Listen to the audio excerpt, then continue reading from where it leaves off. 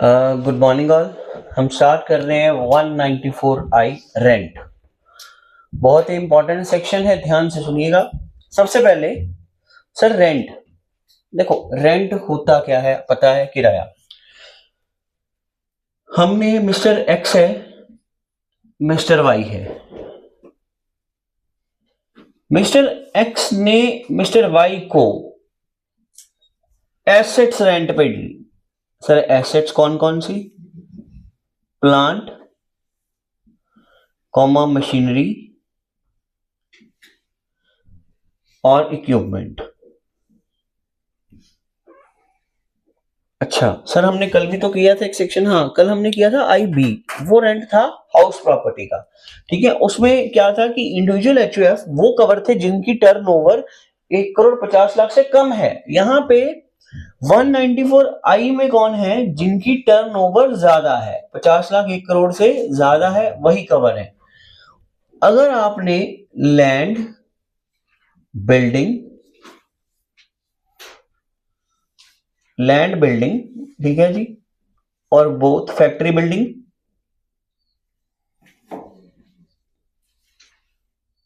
और फर्नीचर, अगर ये चीजें आपने रेंट पे दी हैं, ठीक है जी, ये चीजें अगर मिस्टर एक्स की ये एसेट्स हैं, उसने वाई को रेंट पे दी, वाई को उसने रेंट पे दी, वाई टीनेंट है, वाई इन एसेट्स का यूज कर रहा है, यूज के बदले में वो क्या पे करेगा? रेंट पे करेगा। जब ये एक्स को रेंट पे करेगा तो वाई क्या करेगा बेटे? वाई क्या करेगा, ध्यान से सुनिएगा। वाई उस रेंट में से टीडीएस डिडक्ट कर लेगा, उस रेंट में से टीडीएस डिडक्ट कर लेगा। Okay sir. अच्छा सर, वाई पेमेंट करेगा किसको? एक्स को। जब वाई एक्स को रेंट की पेमेंट करेगा, उस रेंट में से टीडीएस डिडक्ट कर लेगा, माइनस कर लेगा, रिड्यूस कर लेगा, लेस कर लेगा और गवर्नमेंट को जमा करवा देगा। अब एक्स की जब ITR एक्स फाइल करेगा सर, हर केस में जब भी पे ही होता है, पे जब भी होता है वो ITR फाइल करता है। उसकी ITR में जब इनकम टैक्स बनेगा तो ऑलरेडी उसका TDS बोल रहा होगा, वो माइनस हो जाएगा, अपने आप ही माइनस हो जाएगा। अगर उसका इनकम टैक्स 0 है तो ये रिफंड आ जाता है। ठीक है, ये मैं करवा चुका हूं पहले भी। तो उसका TDS उसकी ITR में बोल जाएगा। एक्स, अच्छा सर इनकम तो वो एक्स की थी ना, मैं क्या, हाँ एक्स की इनकम थी, एक्स की इनकम में से उसने टैक्स डिडक्ट किया और पेमेंट कर दी, जो गवर्नमेंट को जमा करवाया वो एक्स की ITR में रिफ्लेक्ट कर जाएगा। कोई कंफ्यूजन? सर इसके रेट्स क्या है बेटे? रेट्स आपको मैंने वही बोला है। सबसे पहले तो हेडिंग क्या है इसका? रेंट। सेक्शन क्या है? 194I। 194I सेक्शन है और इसका हेडिंग यही है, रेंट एप्लीकेबिलिटी। एनी पर्सन, किसको छोड़ के? अदर देन इंडिविजुअल HUF को छोड़ के। तो इन्होंने साफ लिखा है any person other than individual HUF। तो कौन से कवर है? जिनकी टर्नओवर 1 करोड़ से ज्यादा है वो कवर्ड है। मतलब नॉर्मल साधारण वाला छोड़ा हुआ है इन्होंने, बट जिनकी टर्नओवर 1 करोड़ से ज्यादा है वो कवर्ड है। अब ध्यान से सर, नीचे लिखा हुआ है how ever an individual HUF जिसकी टर्नओवर 1 करोड़ से ज्यादा है वो कवर्ड है। मैं कह बिल्कुल जी, साफ ही लिखा हुआ है। उसके बाद कौन सी एसेट्स रेंट पे दी है? Plant and machinery. दूसरी लैंड, बिल्डिंग और फर्नीचर फिटिंग। ठीक है जी। उसके बाद 2% और 10%। ठीक है बेटे, वहां पे क्या था? IB नहीं लग सकता। पता है क्यों नहीं लग सकता? वहां पे साफ लिखा है इंडिविजुअल HUF जिनकी टर्नओवर कम है, वहां पे कम है। यहां पे क्या है? ज्यादा है, क्योंकि आपको ना यहाँ पे कंफ्यूजन हो सकती है कि लैंड बिल्डिंग रेंट पे है तो दोनों में से कौन सा सेक्शन बेस्ट है। बेस्ट नहीं है, लग ही नहीं सकता वो, क्योंकि वहां पे उन्होंने साफ लिख दिया अदर देन, यहाँ पे लिखा है अदर देन, यहाँ पे अदर देन इंडिविजुअल एचयूएफ जिनकी टर्नओवर ज्यादा है, वहां पे अदर देन इंडिविजुअल एचयूएफ जिनकी टर्नओवर कम है, तो वहां पे उल्टा है, मतलब वो ध्यान से समझना पड़ेगा। उसके बाद अगर प्लांट एंड मशीनरी रेंट पे दी है तो 2% टीडीएस लगेगा, अगर लैंड बिल्डिंग फर्नीचर फिटिंग अगर ये रेंट पे दिया है तो 10% टीडीएस डिडक्ट करके आपने पेमेंट करनी है। दूसरी बात, टाइम क्या है, क्रेडिट और payment whichever is earlier. और बेटे most important threshold limit measurement, ठीक है, ये होती थी 2,40,000, ठीक है, हाँ पर एनम होता था, एनुअल पर एनुअल होता था। 6 लाख कर दिया यार, 2,40,000 उठा के 6 लाख पे ले गए, बहुत ज्यादा। और इसकी अनाउंसमेंट जब हुई थी ना, अमेंडमेंट हुई थी, तो इन्होंने ये बोला था अब 6 लाख तक टीडीएस नहीं कटेगा। तो 6 लाख तक टीडीएस का मतलब हमें यही लगा था कि 6 लाख पर एनम हो गया 2,40,000 की जगह, वो बात एक ही हो गई, इन्होंने घुमा के कर दिया, तो वो 50,000 पर मंथ है, एक ही बात है, ठीक है। हालांकि वहां पे था कि मार्च मंथ में कटता था, यहाँ पे क्रेडिट और payment whichever is earlier, तो इस बात का ध्यान रखना है, समझ आई बात। तो 50,000 पर मंथ तक नो टीडीएस है, 50,000 से ज्यादा रेंट पे लिया हुआ है तो आपको टीडीएस लग जाएगा। तो वहां पे 2,40,000 था पर एनम, तो 20,000 था, अब उन्होंने 20,000 को बढ़ा के क्या कर दिया है, 50,000 कर दिया। अगर आपका 50,000 तक का रेंट है, आपने land building plant machinery furniture कुछ भी रेंट पे लिया हुआ है, तो आपको क्या कहते हैं, टीडीएस इस अमाउंट तक नहीं लगाना, उस अमाउंट से ज्यादा लगाना है। और रेट रहेगा आपका 2% एंड 10%। 2% रहेगा किसके केस में, उसके बाद 10% रहेगा। उसके बाद है मीनिंग, रेंट का मतलब है payment whatever called lease, sub lease, tenancy agreement, land and building में including factory building, land apartment और to a building including factory building, furniture fitting, machinery और प्लांट, तो ये सब कुछ इसमें कवर्ड है। Applicability 194I, the main function, हाँ यहां पर ना कोल्ड स्टोरेज का इशू आया था। देखो कोल्ड स्टोरेज को रेंट पे लिया, कोल्ड स्टोरेज पता है ना, फ्रिज कोल्ड स्टोरेज को रेंट पे लिया अपनी चीजें स्टोर करने के लिए। तो क्वेश्चन यहाँ पे ये रेज हो गया था कि यहाँ पे सेक्शन कौन सा लगेगा, 194I लगेगा कि 194C लगेगा। तो इस चीज को लेके, क्योंकि वो भी कॉन्ट्रैक्ट ही होता है, 3 महीने का हो, 6 महीने का हो, 5 मंथ का हो, ठीक है, वो कॉन्ट्रैक्ट टाइप ऑफ कॉन्ट्रैक्ट होता है। तो इन्होंने, या मेन फंक्शन ऑफ जब कोल्ड स्टोरेज क्या है, प्रिजर्व पेरिशेबल गुड्स, उनका मेन फंक्शन क्या है, प्रिजर्व पेरिशेबल गुड्स, ना कि प्लांट एंड इक्विपमेंट को रेंट पे देना, लैंड बिल्डिंग को रेंट पे देना, वो नहीं है। बेसिकली उनका मेन फंक्शन, पर्पस क्या था, उसका पर्पस था प्रिजर्व करना गुड्स को। तो वो कहते storage is only incidental nature, incidental है वो स्पेलिंग गलत है, the customer is also not given any right to use demarcated space place machine. अच्छा, वहां पे कोई ये नहीं है कि आपकी इसी फ्रिज में ही रखी जाएगी चीज, इसी एरिया में आपका एरिया होगा, ऐसा कुछ भी नहीं है।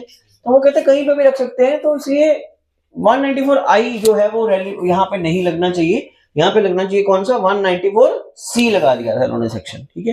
तो ये केस स्टडी थी, केस कोर्ट का फैसला आया था, इस पे केस स्टडी बनी हुई थी। उसके अलावा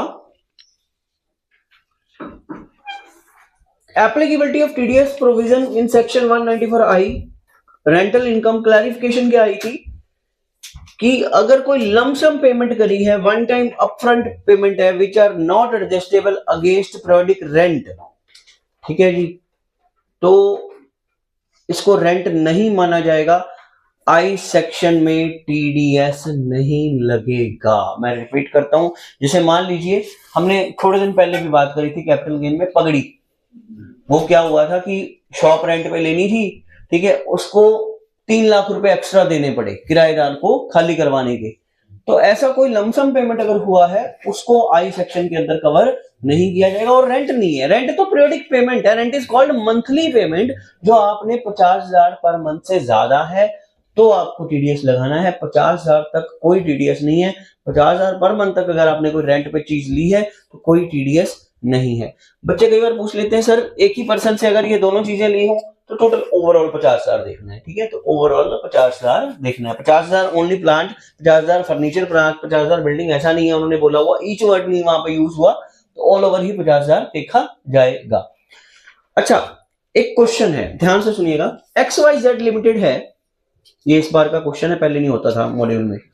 तो लीज एग्रीमेंट दिया बिल्डिंग का मिस्टर किशोर के साथ 1 मई 24 को, मंथली रेंट है उसका 46,000 विद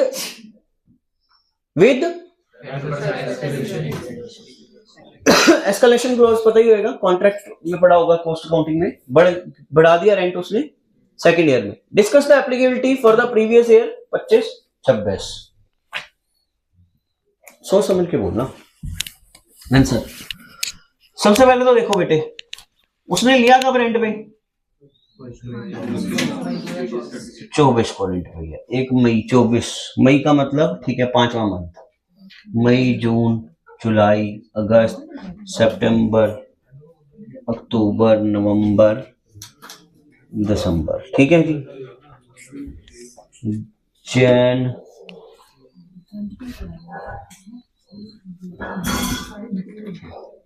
जैन फेब मार्च।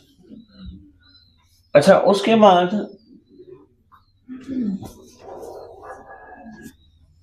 मार्च अप्रैल मई जून जुलाई अगस्त सितंबर अक्टूबर नवंबर दिसंबर जनवरी फरवरी मार्च, तो उसका रेंट यहां पे कितना होता था?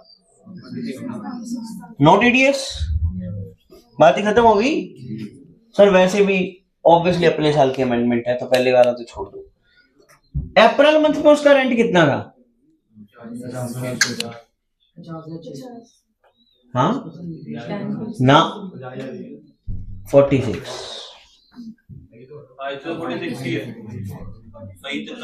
ਇੱਥੇ ਬੇਟੇ ਹੁਣ ਤੁਸੀਂ ਬੜੇ ਕੌਨਫੀਡੈਂਟ ਨਾਲ ਕਹਿ ਰਹੇ ਹੋ, ਪਰ ਪੇਪਰ 'ਚ ਤੁਸੀਂ ਗਲਤ ਕਰ ਜਾਣਾ, ਉੱਥੇ ਬਹੁਤ ਜ਼ਿਆਦਾ ਧਿਆਨ ਰੱਖਣਾ ਹੁੰਦਾ ਚੀਜ਼ਾਂ ਦਾ। ਇਹਦਾ ਮਤਲਬ ਇੱਥੋਂ ਰੈਂਟ ਚੇਂਜ ਹੋਇਆ ਉਹਦਾ 50,600, तो हर मंथ उसका यहाँ पे टीडीएस कटता जाएगा। 11 मंथ का टीडीएस हो गया, कितना बनेगा? 50,600 इंटू 11 मंथ इंटू रेट क्या लगेगा? 2% या 10%? 2% क्यों बोल रहे हो भाई? 10% ही है।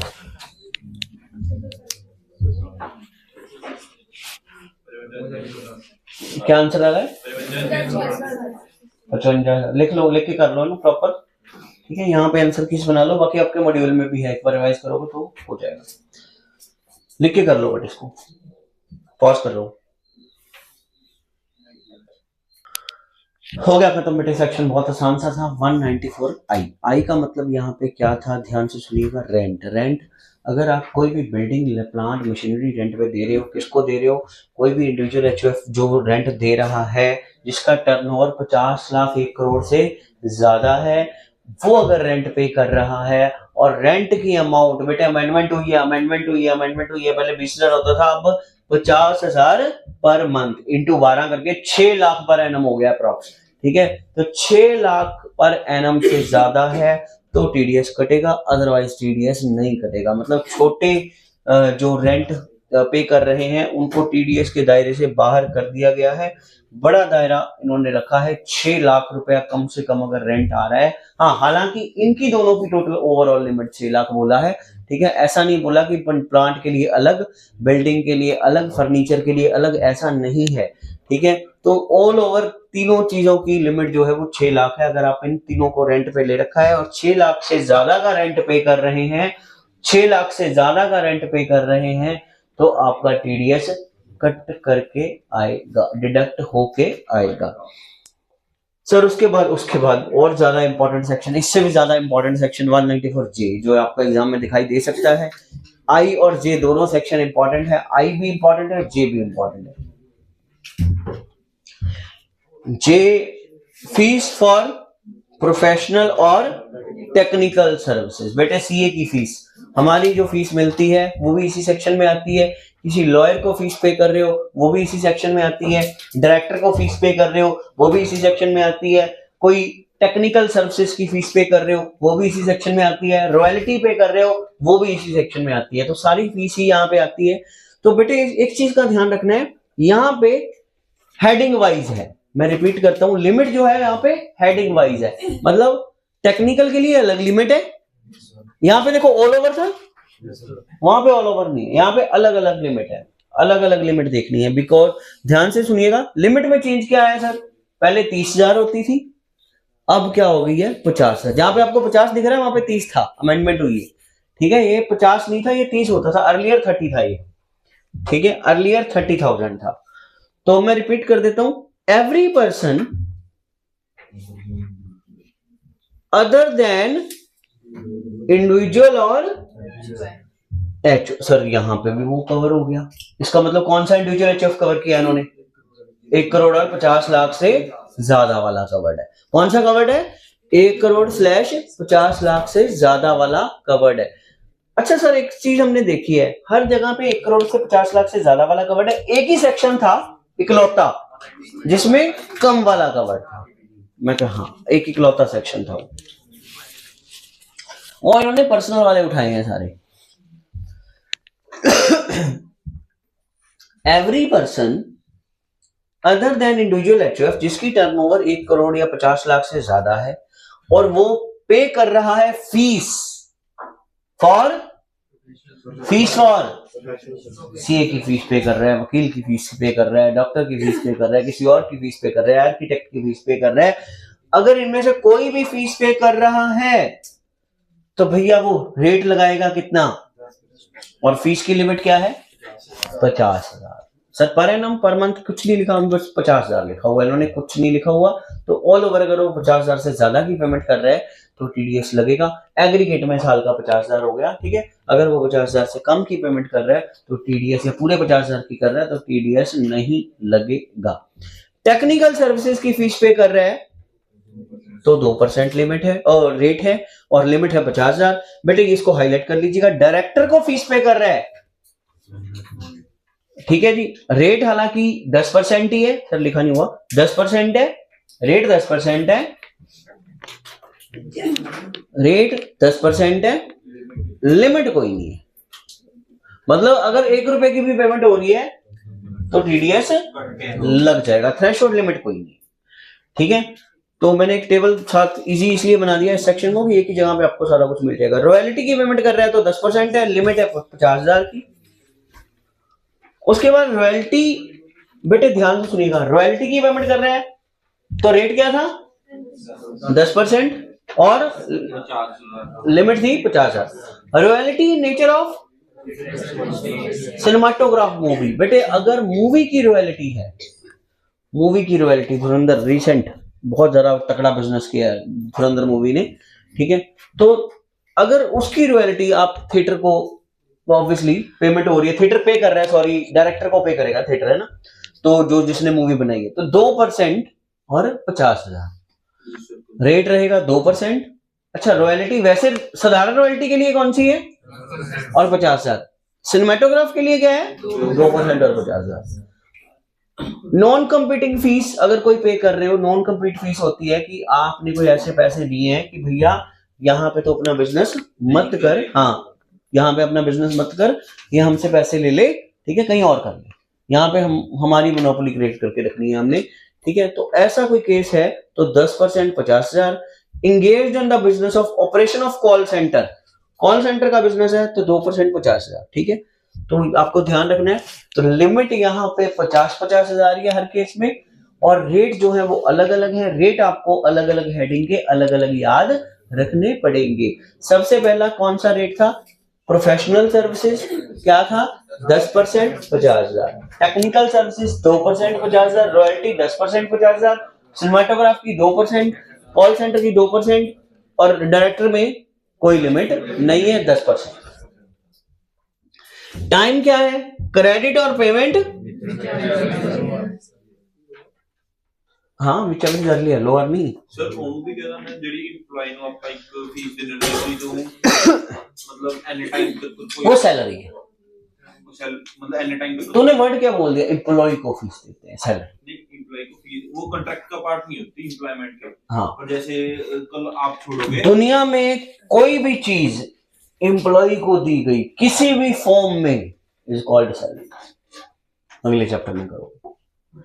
कोई भी चीज किसी भी फॉर्म में, कोई भी चीज किसी भी फॉर्म में इज कॉल्ड सैलरी। वो भी नॉन कॉम्पिटेंस फीस ही कहते हैं। हाँ वो एक्चुअली ऐसा होता है, वो रिटेन करने के लिए होती है बेटा, सैलरी होती है। ठीक है, वो शेयर्स भी हो सकते हैं, सेट इक्विटी शेयर्स भी हो सकते हैं, वो अलग से कोई फीस भी हो सकती है। नहीं मैं नहीं कह रहा, जब मैं तुझे कल एबीसी छड़ के जाऊंगे एबीसी हाँ नहीं सही कह रहा है बिल्कुल। एबीसी वाले ਤੁਹਾਨੂੰ ਪੈਸੇ ਦੇਣਗੇ ਕਿ ਤੁਸੀਂ ਮਤਲਬ 10 ਸਾਲ ਤੱਕ ਜਾਂ 5 ਸਾਲ ਤੱਕ ਤੁਸੀਂ ਆ ਪੈਸੇ ਲਓ ਕਿ ਤੁਸੀਂ ਪੜਾ नहीं सकते। हाँ क्यों ये सब्जेक्ट नहीं पढ़ा सकते। हाँ मतलब ये फील्ड काम नहीं करते। वो आप आईओएस में डाल सकते हैं, मैं आईओएस या पीजीबीपी में ही डाल सकता हूँ। मैं वो ओरिजिनल का मैं एम्प्लॉय नहीं हूँ ना एबीसी का भाई। ओके मैं वही पे बात आ गई ना फिर घूम फिर के। ऐसे तो बेटे जब एम्प्लॉय जॉब छोड़ के चला जाता है उसको पेंशन मिलती है, वो भी तो सैलरी में आती है।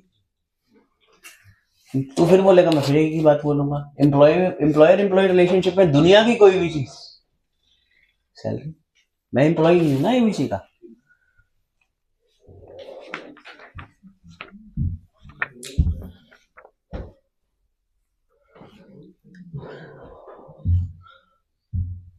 XYZ थ्रेशोल्ड लिमिट 50,000 लिख ही चुके हैं हम। No deduction is required if amount fees aggregate amount of fees credited और paid likely to credited paid during the financial year does not exceed 50,000।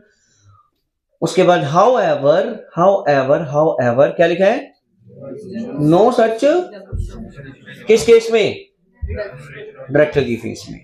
XYZ वाला क्वेश्चन करो खुद से।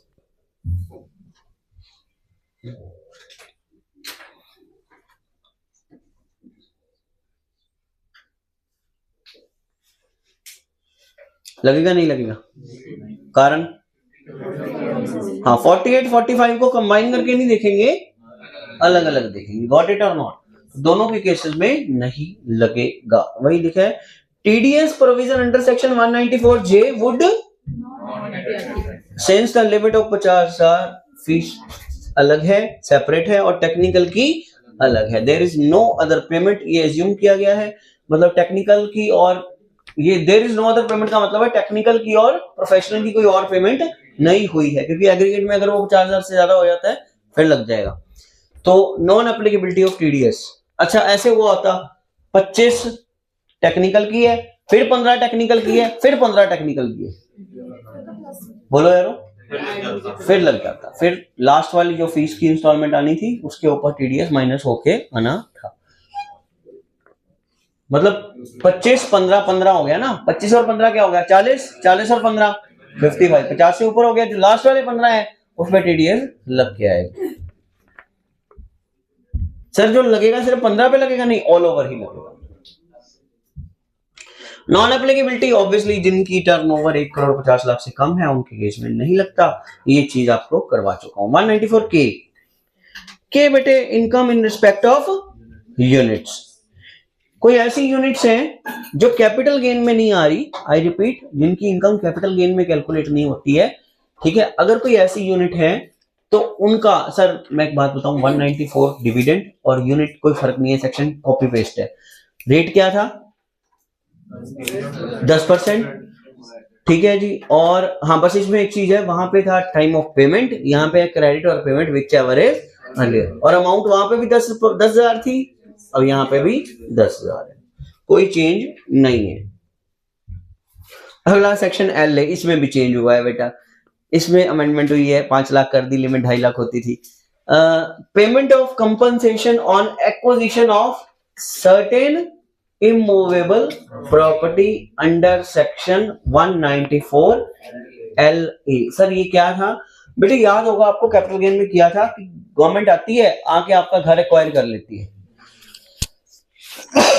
आपका घर एक्वायर किया, क्या मिलेगा आपको, कंपनसेशन मिलेगा। जो कंपनसेशन मिलेगा गवर्नमेंट उसके ऊपर आपको टीडीएस कट करके पेमेंट करेगी। और बेसिकली इन्होंने पता है क्या किया है, इन्होंने प्लानिंग किया, पहले उसका टीडीएस कट करके पेमेंट करेगी, उसको बाद में चेक करेंगे कि भैया इसने कैपिटल गेन में शो किया हुआ है, इनकम को ट्रेस करवाइए ट्रांजैक्शन, ठीक है जी, जानबूझ के किया ऐसा। 194 LA सेक्शन लगाया इन्होंने। 194 LA provide the deduction of tax at source by the person responsible paying to resident any sum in nature of or enhanced compensation consideration or enhanced consideration rate of TDS at 10%, amount does not exceed 50,000। 5 lakh है, 50,000 थोड़ी, 2.5 लाख होता था, 5 लाख हो गया, कोई बात नहीं, एक आधी जीरो इधर उधर हो जाती। उसके बाद है 194M। सर एक second, listen to me carefully, 194M time की सीगा इसमें भी क्रेडिट और payment whichever is earlier है। नहीं, इसमें पेमेंट है आई थिंक, पेमेंट आई। हाँ इसमें पेमेंट नहीं, इसमें पेमेंट है, पेमेंट है।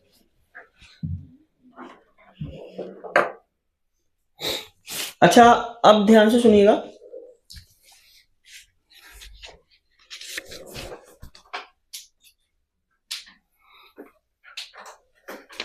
पेमेंट है जी, इसमें टाइम ऑफ पेमेंट ही है,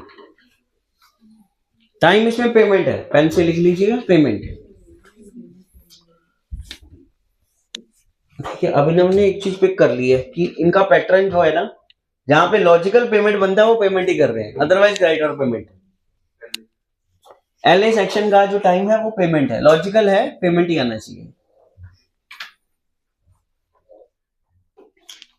अच्छा बेटे अब एक सेकंड, पेमेंट मेड बाय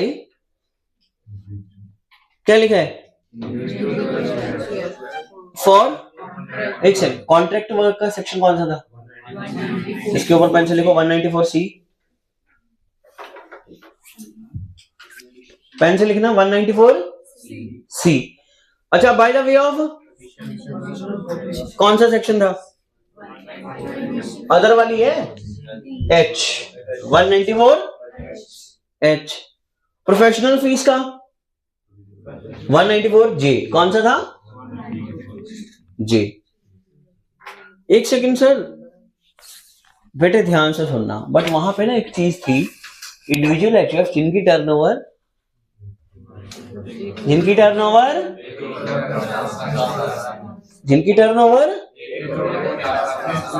मतलब इन्होंने पता क्या किया है कि अगर कोई पर्सन 194C, 194H या 194J यहां पे कवर नहीं हो रहा,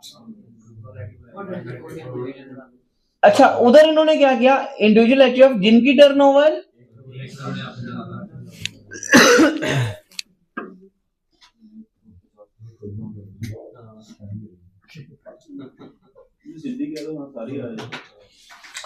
इन्होंने कवर किसको किया, 194M इधर कवर कर दिया, इंडिविजुअल एचयूएफ हाँ जिसकी टर्नओवर 1 CR हाँ वो कवर कर दिया, कम है, और वो इन तीनों चीजों की पेमेंट कर रहे हैं, मतलब वो सेक्शन तो लगेंगे नहीं, कौन सा सेक्शन लगा दिया इन्होंने, M। बड़े ध्यान से वहां पे सेक्शन लगाना, मतलब पढ़ के रीड करके ध्यान से, टर्नओवर देख दूख के बहुत ध्यान से सेक्शन का आंसर देना, ठीक है। तो सेक्शन लग जाएगा 194M। अच्छा सर, ओके, मैं क्या यस, इन्होंने कवरिंग कर दी है, बट इन्होंने ना एक बात बताऊं, यहाँ पे छोटी मछलियां नहीं पकड़ी, बड़ी मछली पकड़ी है, बताता हूं कौन सी। 50 लाख से ज्यादा की पेमेंट, 50 लाख से ज्यादा की, मतलब बहुत बड़ी पेमेंट है यार, 50 लाख की पेमेंट। 50 लाख आप अगर सी कॉन्ट्रैक्ट में दे रहे हो, 50 लाख अगर आप एज ए कमीशन दे रहे हो, 50 लाख अगर आज आप एज ए प्रोफेशनल फीस दे रहे हो और पर्सनल पर्पस के लिए दे रहे हो एक तरह से, क्योंकि ऑब्वियसली यहाँ पे क्या है, जिनकी टर्नओवर कम है, तो उन्होंने उनको पिक किया इन्होंने, ठीक है। देखिएगा, individual HUF responsible paying some money during the, यहाँ पे जहां पे लिखा ना इंडिविजुअल एचयूएफ, तो यहाँ पे लिख लो जिनकी टर्नओवर 1 करोड़ 50 लाख से कम है। जहां पे इंडिविजुअल एचयूएफ लिखा है ना वहां पे लिख लो इनकी टर्नओवर 1,50,00,000 से कम है।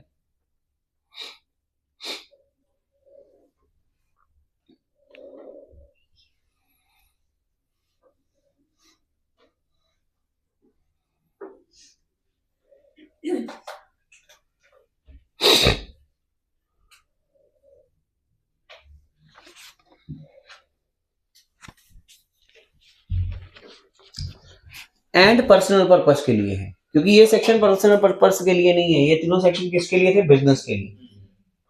ठीक है, सी जो था वो पर्सनल पर्पस के लिए नहीं था। आपको याद होगा सी में मैंने हाईलाइट करवाई थी लाइन कि पर्सनल पर्पस के लिए पेमेंट नहीं होनी चाहिए। ठीक है, सी में पर्सनल पर्पस के लिए पेमेंट नहीं होनी चाहिए, इसमें पर्सनल पर्पस के लिए, उसमें बिजनेस पर्पस था, यहाँ पे पर्सनल पर्पस है, उल्टा है। Personal as well as business दोनों ही है, मतलब इसमें दोनों ही है, personal as well as business, but वहां पे ओनली बिजनेस है। सुनिएगा बेटा, any work carrying out, supply of labour for carrying out to work in presence of contract by the way of commission not being a or lot, मतलब कौन सी दो cover नहीं करी? जी और डी को कवर नहीं किया, एच को कवर किया है। एच वाली कमीशन है, ये कौन सी कमीशन है? 194 एच। टेक्निकल समझ आ रहा है ना, सारा बोल रहा हूं मैं। उसके बाद bye the way of fees for, कौन से सेक्शन को कवर किया है? 194 जे। जे वाली प्रोफेशनल सर्विसेज। जे सर यहाँ पे रॉयल्टी भी कवर है? नहीं, only professional services. Technical royalty वो कुछ कवर नहीं है, only professional services. It may be noted that only individual HUF, कौन से कवर है? अदर देन, वो वाले कवर नहीं है जो 194 सी, एच और जे में आ रहे हैं, are required to deduct tax, other वाले हैं। टाइम क्या है? क्रेडिट और payment whichever is earlier. Rate क्या है? रेट बेटे इसमें भी चेंज हुआ है, 2% हो गया, 5 होता था 2 हो गया। लिमिट है 50 लाख। 194M नहीं लगेगा जहां पर अगर तो थ्रेशोल्ड लिमिट नहीं है या आप सी, एच और जे में टीडीएस डिडक्ट कर रहे हैं। अगर आप उधर टीडीएस डिडक्ट कर रहे हो तो ये सेक्शन नहीं लगेगा। एग्जाम्पल ध्यान से पढ़ना, मिस्टर गणेश वाली एग्जाम्पल, ये भी नहीं डाली है मैंने नोट्स में, आपके वहां पे नहीं आई है तो मैंने भी नहीं डाल दी। Mister Ganesh individual carrying retail business with turnover कितने की है? 2.5 करोड़ की। टर्नओवर तो सर ज्यादा है, 24-25 की है सर। प्रीवियस ईयर 24-25 की देखनी है, 25-26 की देखनी है? अपने साल से पिछले साल की टर्नओवर देखनी होती है। हाँ, तो he made contract payment for कितने दी? 5 लाख। और कमीशन कितने देती है? तो बोलो बच्चों, ये सेक्शन लगेगा कि नहीं लगेगा? 194 सी लगेगा कि वो भी नहीं लगेगा? सी भी नहीं लगेगा, क्योंकि repair of residential personal house है। ओके, ऐदा फसांदे उत्थे पेपर च, टीडीएस लगेगा ही नहीं।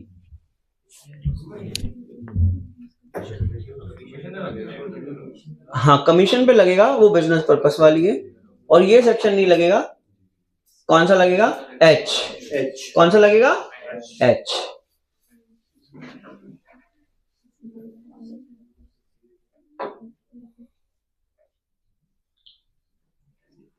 अच्छा सर, लिख लें थोड़ा सा हिंदी में या पंजाबी में, इंग्लिश में, जैसे मर्जी लिख लो बिल्कुल। कौन सा सेक्शन नहीं? 194M तो नहीं लगेगा, ये तो चीज क्लियर है। क्यों नहीं लगेगा? 50 लाख से कम है, ये तो नहीं लगेगा, ये तो कम है, क्लियर है, नहीं लगेगा। हाँ, सी नहीं लगेगा क्योंकि पर्सनल है, और एच लग जाएगा क्योंकि कमीशन है और बिजनेस है। और उसमें लिमिट क्या होती थी एच में? याद करवाना, कल सुनना शुरू करूंगा भाई। 20,000 अमेंडमेंट हुई है, 2% 20,000। रेट तो वही रखा है इन्होंने भी।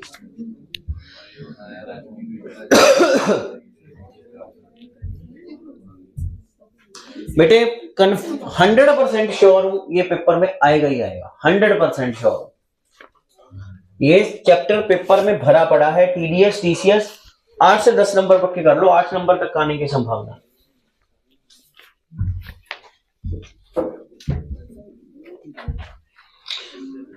राजेश, और एक बात बोल लूं, जैसे मैं कल खत्म हो जाएगा तो आप लोग ना, कल नहीं परसों खत्म हो जाएगा, जब टीसीएस भी खत्म होएगा, फिर आप एक बार स्कैनर चेक करना।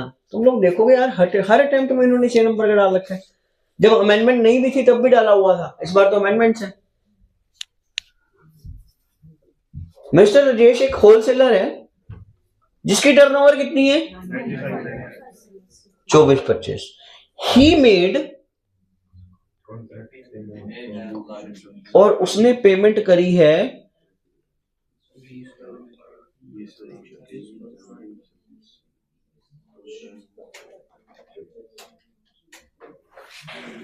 वहां पे जनवरी, अच्छा वहां पे मंथ का कोई होएगा इधर उधर, कोई गड़बड़ हुई है। 20 और 15 कितना हो गया 35 ते 15 35 ते 20 55। कौन सा सेक्शन लगेगा 194 M।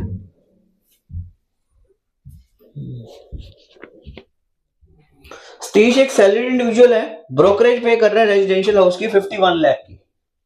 कौन सा सेक्शन लगेगा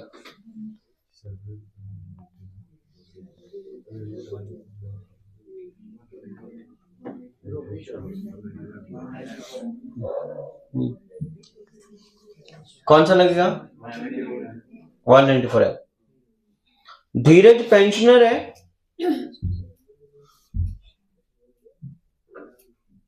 रेजिडेंशियल हाउस की रिकंस्ट्रक्शन के लिए कॉन्ट्रैक्ट की पेमेंट कर रहा है। कोई भी नहीं लगेगा, कारण 48 लाख।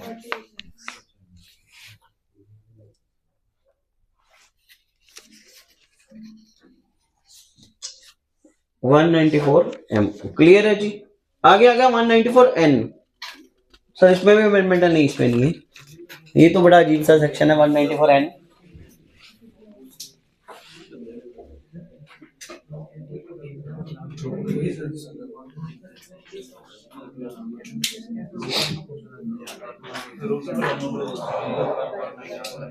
पॉज कर रहा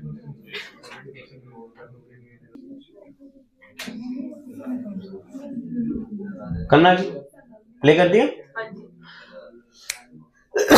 194N नोट्स, पैसे, कैश, इसका सेक्शन है।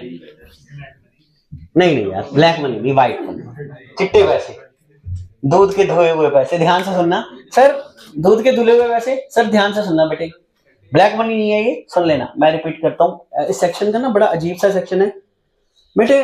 हुआ क्या, चलो हम बात करते हैं आज किसकी करें। आज राहुल भाई तो हो गए, पुराने हो गए। चलो गुरकिरत की करते हैं, बहुत दिन से इसको उठाया नहीं। एग्जाम्पल में गुरकिरत ने सीए कर ली है। चलो उसके बाद इसने पैसे अर्न करे, ठीक है, इसने पैसे अर्न करे 3 करोड़।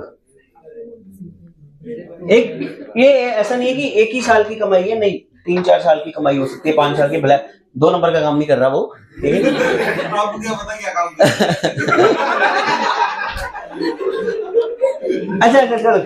चलो अच्छा सुनो, इसने इस मनी पर टैक्स भी दिया गवर्नमेंट को। मतलब हर साल ये पैसे अर्न करता था, सपोज करो 2 लाख की सैलरी लग गई, चलो पैसे अर्न करे, टैक्स भी दिया गवर्नमेंट को, कोई दिक्कत नहीं। टैक्स गवर्नमेंट को पे किया, इसने टैक्स पे किया, व्हाइट मनी अपनी बैंक में जमा करवाई, अपनी व्हाइट मनी बैंक में जमा करवाई।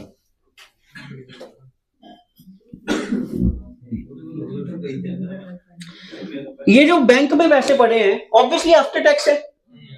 इसको बोले अपने आपको एक वर्ड याद करवाता हूं, पुराने टाइम में पढ़ते होते थे, पर्सनल डिस्पोजेबल इनकम। पढ़ते होते थे ना, पर्सनल डिस्पोजेबल इनकम, ये तो वही है आफ्टर टैक्स। अब इकोनॉमिक्स में था ये वर्ड, इकोनॉमिक्स में था, पर्सनल डिस्पोजेबल इनकम। अब बैंक से आप पैसे विड्रॉ करोगे,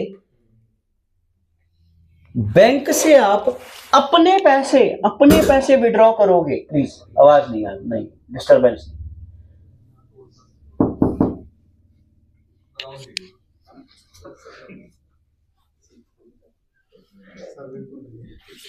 यार पता है क्या, वो ना एक्चुअल में लिंक टूट जाता है, ध्यान देना प्लीज। बैंक से आप अपने पैसे विड्रॉल करोगे, आपके अपने पैसों पे बैंक टीडीएस काट लेगा। खुद के पैसे अगर आप विड्रॉल कर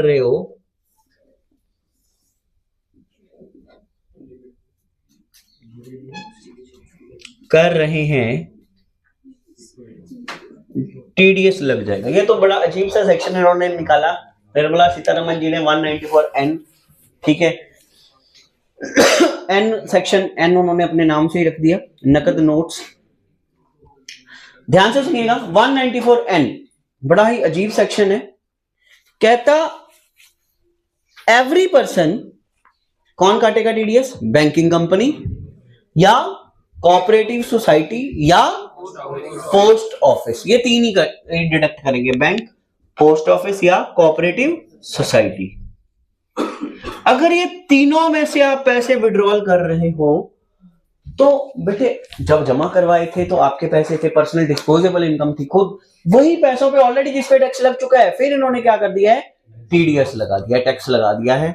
बट इन्होंने बोला क्या है, कहते अगर कोई who is responsible for paying any sum aggregate as the case may be 1 crore the previous year from one or more accounts, for one or highlight करो, for one or more accounts maintained by such recipient person, it shall deduct tax at source rate of 2% exceeding 1 crore।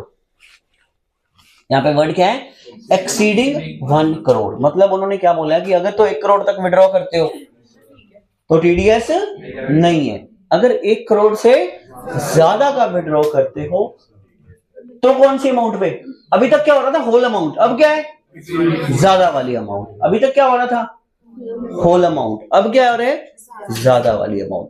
मतलब इन्होंने पता है क्या बोला है? इन्होंने बोला है कि कोई बंदा अगर 1 करोड़ से ज्यादा का विड्रॉल कर रहा है तो इसका मतलब बहुत ज्यादा पैसा खर्च रहा है, बहुत ज्यादा पैसा खर्च रहा है, तो इसका मतलब उसकी ट्रांजैक्शन को ट्रेस करना चाहिए। उन्होंने क्या किया, उसका पैन कार्ड कवर अप कर लिया एक तरह से। उनको बैंक को बोला कि भैया इसका टीडीएस काट के हमें डिटेल भेज, हम इसको उठाते हैं, चेक करते हैं कि ये इतने पैसे विड्रॉ क्यों कर रहा है। 1 करोड़ से भी ज्यादा का पैसा विड्रॉ कर रहा है साल का, बहुत ज्यादा है यार ये तो। हेलो, ठीक है। पर्सनल के लिए अगर 1 करोड़ से ज्यादा का आप खर्चा कर रहे हो तो इसका मतलब बहुत ज्यादा कर रहे हो, ठीक है। तो इसका मतलब क्या है कि आपका डाटा जो है हमें एक बार वेरीफाई कर लेना चाहिए। क्या आप उतने लेवल की, पता चले रिटर्न तो नील की भर रहे भैया, वो गुरकिरत ने रिटर्न भरी हुई है 2.5 लाख की, ठीक है। सॉरी 2.5 लाख नहीं, अब तो 12 लाख तक हो गया, अब तो बड़ी बात हो गई थी। 12 लाख तक की रिटर्न भरी, ऑल ओवर एग्रीगेट बोल रहा हूँ, नहीं पता लग सकता, नहीं लग सकता, ठीक है। उन्होंने अपने बैंक को फॉलो करना है, हर बैंक अपने बैंक को देखेगा।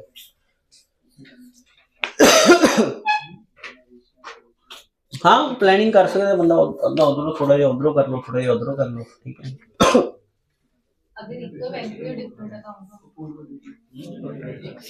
हाँ फिर तो ऐसा, तो अगर पहली बात तो ये है कि अपने नाम से आप अगर सेविंग अकाउंट खोलोगे तो आप 2 अकाउंट नहीं खोल सकते अपने नाम से, एक ही अकाउंट खुलेगा आपका, क्योंकि आपका मोबाइल नंबर, आईडी सारा कुछ मैच होता है ना, वो पंगा पड़ जाएगा आपका।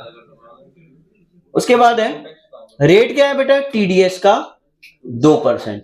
हालांकि अगर रिसिपिएंट कौन? मतलब निकलवाने वाला, विड्रॉल करने वाला कौन है? कोऑपरेटिव सोसाइटी है, तो 1 करोड़ की जगह लिमिट क्या हो जाएगी? 3 करोड़ हो जाएगी।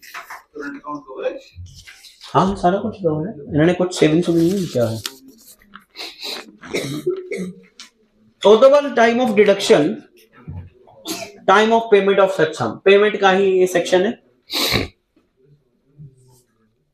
मॉडिफिकेशन, बेटे ध्यान से सुनिएगा। In rate of TDS and threshold limit of withdrawal of recipient who has not furnished the return of 3 years.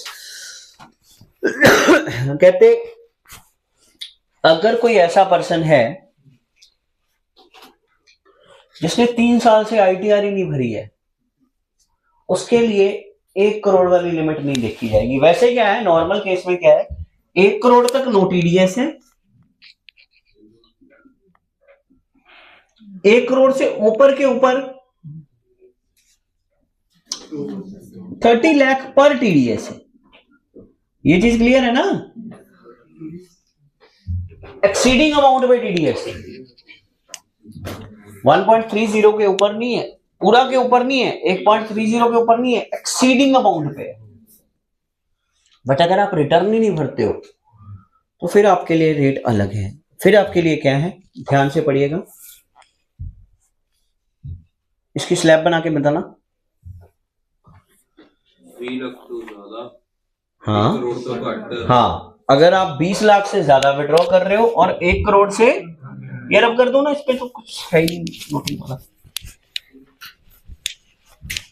हम स्लैब बना लेने अपन। अगर आप 20 लाख से ज्यादा 1 करोड़ से 1 करोड़ तक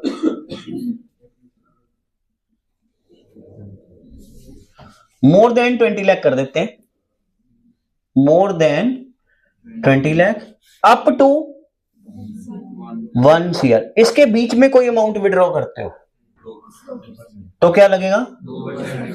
और अगर आप 1 CR से ज्यादा करते हो, मोर देन 1 CR, तो क्या लगेगा? 5%। At the time of payment है, तो इसका मतलब क्या हुआ? मान लीजिए मिस्टर एक्स है, मिस्टर एक्स है, ITR नहीं भरी 3 साल से, ITR नॉट फाइल्ड। ठीक है, ये लाइन को ना पढ़ लेना एक बार, एक सेकंड इस लाइन को पढ़ना।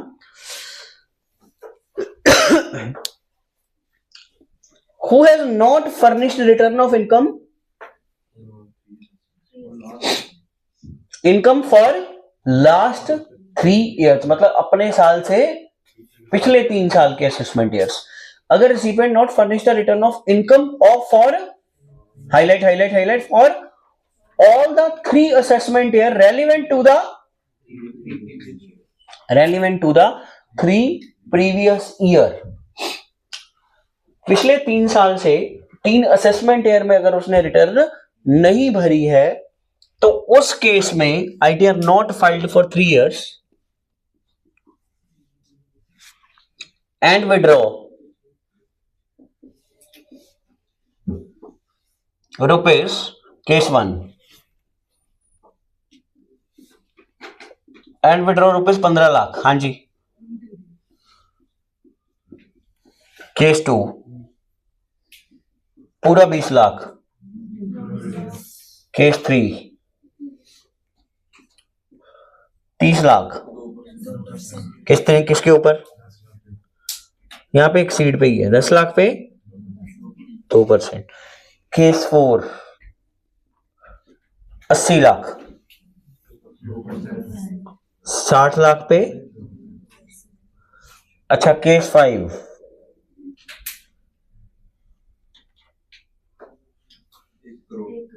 नहीं 1.5 करोड़, 80 लाख पे 2% है ना, 50 लाख पे ये आएगा ना। ठीक है, बाकी इसका मॉड्यूल में भी हम एग्जांपल्स कर लेंगे। Must do from module, example must do from module लिख लो, वहां पे एग्जांपल्स हैं, 3-4 एग्जांपल्स हैं अच्छी वाली, तो वो वहां से भी कवर कर लेना।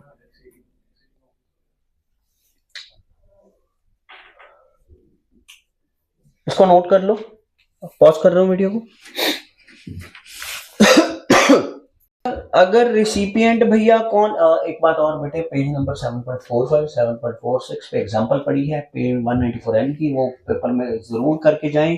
ठीक है, हालांकि इसके आने के चांसेस मेरे को कम लगते हैं, थोड़े से कम लगते हैं। बाकी जो अभी, क्योंकि अभी ना रिसेंट क्या है, अमेंडमेंट्स हुई हैं, तो उनके पास बहुत से सेक्शन ऐसे पड़े हैं जो वो पेपर में डालेंगे, इनको इनके ऊपर फोकस नहीं रहेगा उनका।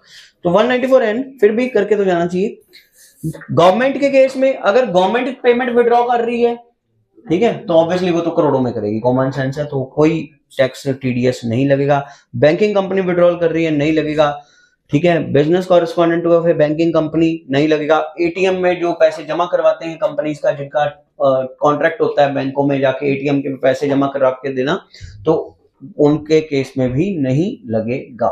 इन केसेस में टीडीएस का कोई लेना देना नहीं है। 194P थोड़ी देर बात करते हैं बेटे, उससे पहले एक दो और छोटे छोटे सेक्शन कर ले, क्योंकि मेरे को लगता नहीं है कि 194P पेपर में आएगा, अब नहीं आना चाहिए। पहले चलो जब आई थी अमेंडमेंट का बात था इंपॉर्टेंट, अब तो नहीं है। पहले मैं कर रहा हूं 194 क्यू तो मैं करवाऊंगा, बट क्यू मैं इतना डिटेल में नहीं करवाऊंगा क्योंकि एक सेक्शन हटा दिया गया है 194H, 194H नहीं 206H। तो पेज नंबर 20 पे आएंगे पहले तो।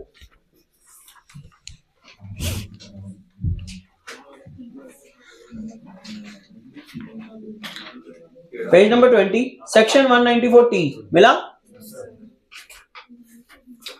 ये नया सेक्शन है बेटे, ये सेक्शन लाइफ में फर्स्ट टाइम पढ़ा रहा हूं आप लोगों को। रीजन क्या है, बिल्कुल ही नया सेक्शन है, अभी आया है, ये टी सेक्शन होता ही नहीं था। सेक्शन क्या है, any sum in nature of remuneration, commission, bonus, interest. अगर फर्म पे कर रही है अपने पार्टनर को, अगर फर्म अपने पार्टनर को पे कर रही है, तो पे के हैंड्स में टीडीएस लगा के पेमेंट करनी है, टीडीएस कट करके पेमेंट करनी है। उन्होंने ट्रेस कर लिया यार, उन्होंने पता कि क्या है कि अगर कोई फर्म अपने पार्टनर से पेमेंट कर रही है, चेक कर दें क्या वो पार्टनर अपने पीजीपीपी हेड में वो शो कर रहा है। हाँ, any salary, bonus, commission, interest, मैंने बताया था पीजीपीपी हेड लगता है, बताया था। सैलरी भी पार्टनर को अगर मिलती है, वो भी हेड कौन सा लगता है, पीजीपीपी। लॉजिक भी उसका बताया था, क्योंकि उसी का P&L है, उसी में चार्ज करके वो अपने आप को नेम चेंज करके दे रहे हैं, तो इसका मतलब ये थोड़ी कि फॉर्म चेंज हो जाएगी उसकी। हेड हो पीजीपी लगेगा। वो कहते फॉर्म दे विच माइनस कर लिया, ठीक है। क्या वो पार्टनर अपनी इनकम में वो शो कर रहा है, उसके लिए इन्होंने ये सेक्शन लिखे है 194T। रेट ऑफ टीडीएस क्या लगेगा, लिमिट देखो बहुत कम रखी है इन्होंने, 20,000 बहुत कम रखी है। तो मतलब सीए का काम थोड़ा सा बढ़ गया। जितनी भी पार्टनरशिप फर्म्स हैं, ठीक है, उनका जब भी ऑडिट करोगे तो 194T चेक होगा। अब आज के बाद आपको चेक करना पड़ेगा, क्योंकि सीए का काम बढ़ गया है इस सेक्शन के कारण। अच्छा, उसके अलावा सर और कौन सा सेक्शन, 194R इसके ऊपर ही है, वो भी सेम है ऑलमोस्ट। सर वहां पे फॉर्म नहीं देती, वहां पे ध्यान से सुनिएगा।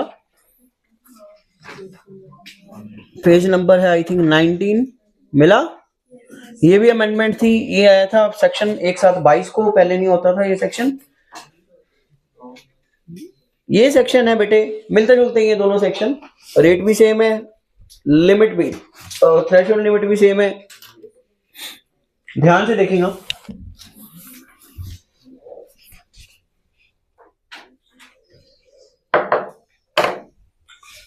आर सेक्शन 194R सर ये क्या था बेटे, ध्यान से सुनना। मान लीजिए एक एम्प्लॉयर है कंपनी, अपने एम्प्लॉय को रहने के लिए घर दे रही है, इसको बोलते हैं रेंट फ्री एकोमोडेशन। रहने के लिए घर देना, फ्री में एकोमोडेट करना।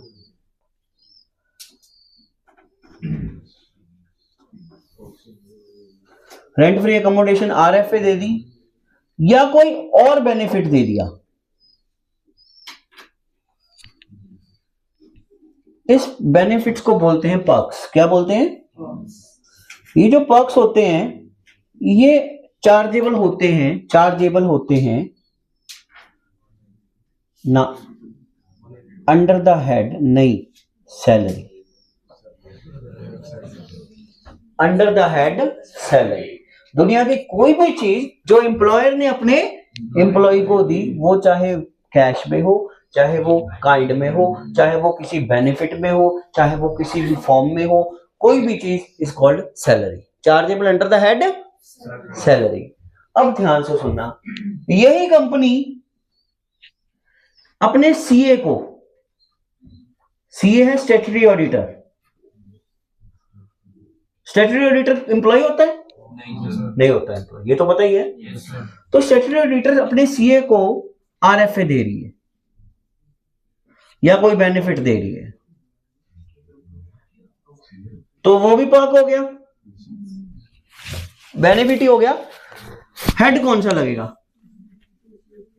हाँ जी, पीजीबीपी या आईओएस, हालांकि हम पीजीबीपी लगाएंगे ऑब्वियसली, अगर वो सीए को दे रहे हैं तो पीजीबीपी। तो कॉमन सेंस है, अगर इसमें टीडीएस काटना है तो कौन से सेक्शन में कटेगा? 190 ओए 192, कौन से सेक्शन में कटेगा? 192, कौन से सेक्शन में? 192। इसमें अगर टीडीएस काटना है तो उन्होंने नया सेक्शन लेके आए, कौन सा? 194R, deduction of tax at source. किस पे दिया? ऑन, हेलो, ऑन बेनिफिट और पर्क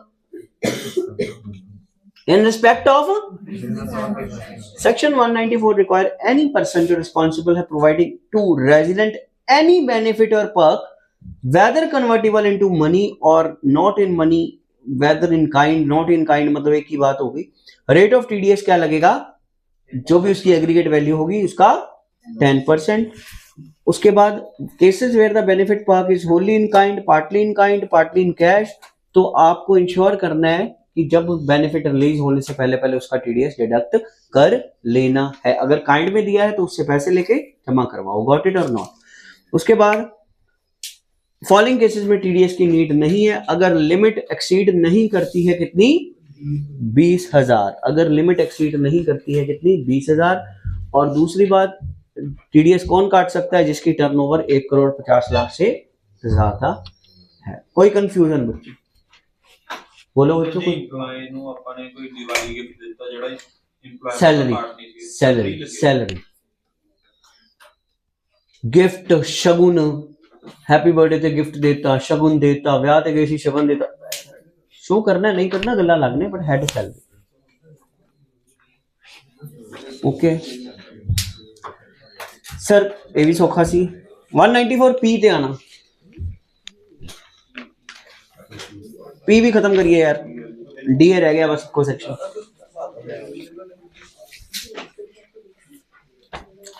वन 194P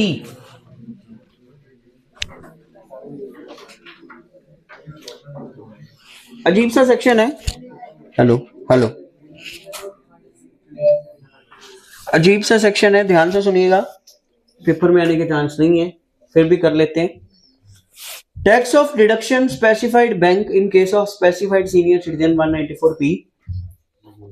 कहते अगर कोई स्पेसिफाइड सीनियर सिटीजन है, कोई बुजुर्ग है, सिर्फ बुजुर्गों के लिए है, जिसकी एज कितनी है?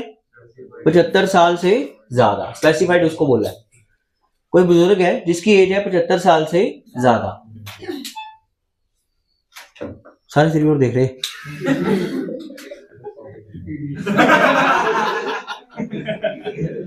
मुझे वो स्पेसिफाइड नहीं है यार। हाँ चलो, हाँ, receiving a pension in bank, जिसको क्या मिल रही है बेटे? बैंक में पेंशन मिल रही है, इसको नहीं मिलती। सेम बैंक इन एफडी इंटरेस्ट, ठीक है जी। और बस बस बस, एफडी इंटरेस्ट आ रहा है। देखो एक बुजुर्ग है जिसकी एज कितनी है? 75 साल से ज्यादा। ये बेटे ये सारी चीजें कंडीशन ओके होगी तभी ये सेक्शन लगाना, नहीं तो ये सेक्शन नहीं आएगा। 75 साल से ज्यादा उम्र होनी चाहिए, पेंशन मिलनी चाहिए उसको, ठीक है। उसी रिसीविंग सर पेंशन नहीं मिल रही तो चल जाएगा, बट एफडी होना चाहिए। इंटरेस्ट, एफडी का इंटरेस्ट आ रहा है, उसके अलावा उसकी कोई इनकम नहीं है। मतलब वो किसके ऊपर जी रहा है? एक तो पेंशन प्लस दो ही इनकम जाए, इसके अलावा उसकी इनकम नहीं है, ठीक है। इन्होंने क्या किया है?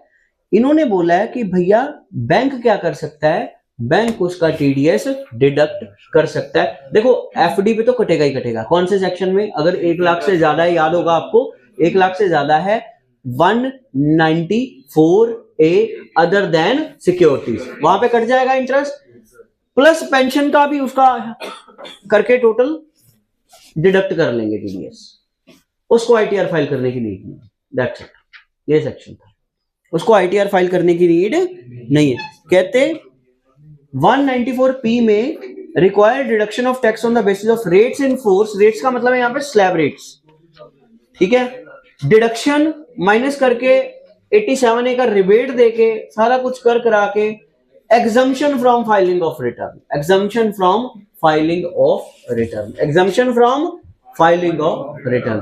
बेटे 194P किसके लिए? एक स्पेसिफाइड सीनियर सिटीजन जिसकी उम्र कितनी है, उम्र है उसकी 75 साल से ज्यादा है, उसको या तो पेंशन आ रही है प्लस एफडी आ रही है, उसके अलावा उसकी कोई इनकम, बैंक के पास पावर दे दी है कि बैंक भैया तुम उसकी पेंशन का भी टीडीएस काट लो, ठीक है, पेंशन का भी हमें जमा करवा दो, इसका एफडी का भी टोटल करो, पेंशन का भी टोटल करो, उससे सारी डिटेल ले लो, 80C वगैरह की ले लो, 87A रिबेट वगैरह दे दो, सारा कर करा के उसका हमें जमा करवा दो और उसको आईटीआर फाइल करने की नीड नहीं, दैट्स इट, ये सेक्शन। तो इसके आने की चांस नहीं है पेपर में, ऑब्वियसली ये हमारी प्रैक्टिस में भी नहीं दिखेगा कभी, ठीक है। हाँ ऑडिट में जाओ, हो सकता है कोई बैंक महान बैंक हो, क्योंकि बैंक इतनी जिम्मेवारी लेगा क्यों यार, ठीक है, बैंक वाले वैसे ही काम नहीं करके राजी। 194Q, देखो बेटे प्राइवेट बैंकों में जाओगे आप लोग, सरकारी बैंकों में जाओगे, ठीक है, तो दोनों में फर्क है। अभी पीएनबी में पॉज करना, वन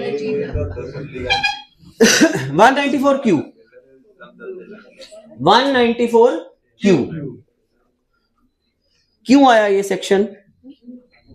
नहीं यार टाइम भी हो गया, चलो थोड़ी सी ब्रेक ले लूंगा मैं। 194Q कल करेंगे, 194DA कल करेंगे। आज के लिए इतना ही, थैंक यू और टेक केयर, बाय।